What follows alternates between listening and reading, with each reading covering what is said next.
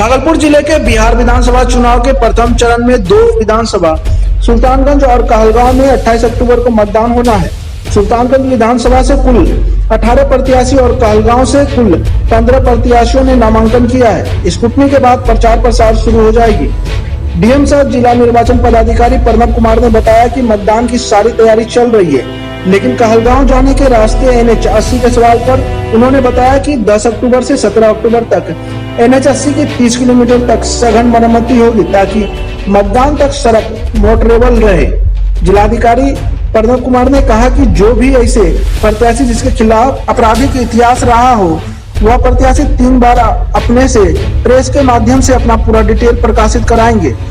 वहीं सभी प्रत्याशी को इस बात की सूचना दे दी गई है एवं कई मुख्य बातें भी उन्होंने कही।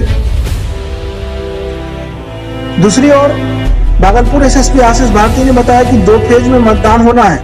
वहीं एसएसपी आशीष भारती ने बताया कि अभी तक 257 लोगों के विरोध सीसी एक्ट की सूची भेजी जा चुकी है। वहीं 51 स्थान पर चेक पोस्ट लगाकर चेकिंग की जा रही है। 174 सेक्टर लगाया गया है, जिसमें पुलिस अधिकारी एवं मजिस्ट्रेट के साथ अपना कार्य कर रहे हैं। चुनाव शांतिपूर्ण से कराया जाए, इसके लिए भागलपुर प्रशासन पूरी तरह से मुस्तैदी के साथ तैयार है। देखिए, भागलपुर से संवाददाता श्यामानंद सिंह की रिपोर्ट। जो द्वितीय चरण के अंतर्गत जिन विधानसभा क्षेत्रों में नॉमिनेशन प्रक्रिया प्रारंभ हुआ है, नाम निर्देशन की प्रक्रिया प्रारंभ हुई है, उसके संबंध में विस्तार से बताने के लिए आज ये प्रेस कॉन्फ्रेंस आहूत की गई है। इस जिले में 2 चरण में चुनाव हो रहे हैं। प्रथम चरण में कहलगांव और सुल्तानगंज विधानसभा क्षेत्र का नाम निर्देशन समाप्त हो चुका है और आज से द्वितीय चरण में 5 जो अन्य विधानसभा क्षेत्र हैं, गोपालपुर, बिहपुर, नाथनगर, भागलपुर सदर और पीरपैंती, आज से इसका नॉमिनेशन शुरू हो गया है और नॉमिनेशन करने की अंतिम तिथि 16 अक्टूबर 2020 है, जो कि शुक्रवार का दिन है। 16 अक्टूबर 2020 तक नॉमिनेशन किया जा सकता है। नॉमिनेशन जो प्राप्त रहेंगे, नाम निर्देशन के जो भी प्रपत्र प्राप्त रहेंगे, उसकी संवीक्षा स्क्रूटनी 17 अक्टूबर दिन शनिवार के दिन की जाएगी और अभ्यर्थिता वापस लेने की अंतिम तारीख 19 अक्टूबर सोमवार है।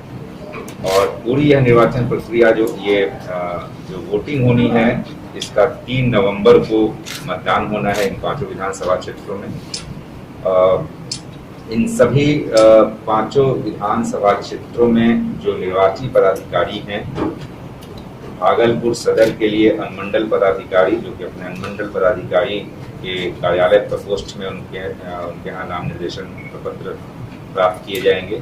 इसी प्रकार नाथनगर विधानसभा क्षेत्र के लिए अपर समाहर्ता राजस्व हैं, जो कि अपर समाहर्ता राजस्व के कार्यालय प्रकोष्ठ में नाम निर्देशन प्राप्त किया जाएगा।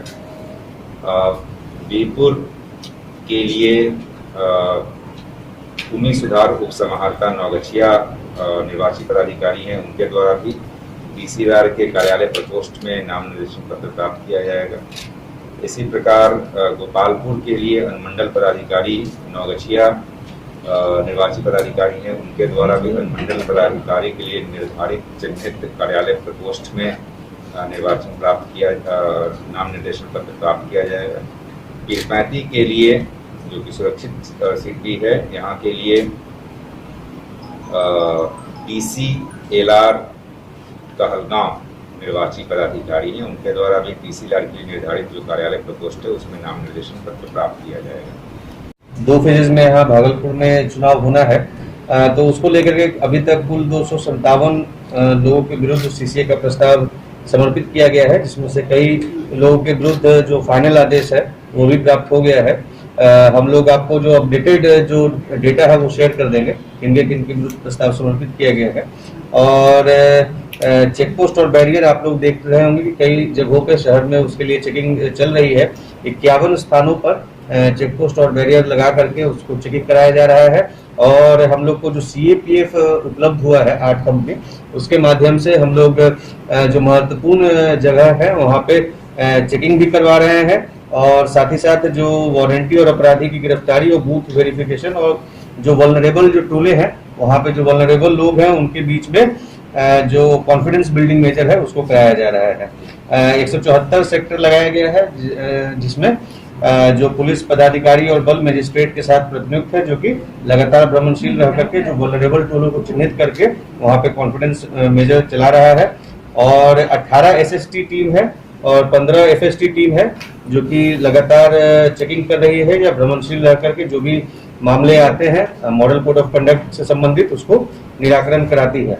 और सभी लोगों के साथ बैठक की गई है जिसमें जो बॉर्डर स्टेट के जो पुलिस और प्रशासनिक पदाधिकारी है और साथ में जो हमारे जिले के जो पुलिस पदाधिकारी और प्रशासनिक पदाधिकारी हैं उनके साथ बैठक की गई है और इसको शांतिपूर्ण कराने के लिए आवश्यक दिशा निर्देश दिया गया है।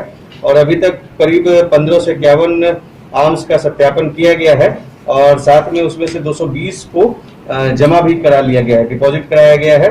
6 शस्त्र को जब्त किया गया है और 5 जो आर्म्स है उसका लाइसेंस या कैंसिलेशन कराया गया है। ऐसे ही खबरों के लिए करें से 24 लाइव को सब्सक्राइब, साथ ही साथ दिए गए बेल आइकन को भी दबाएं। Thank you.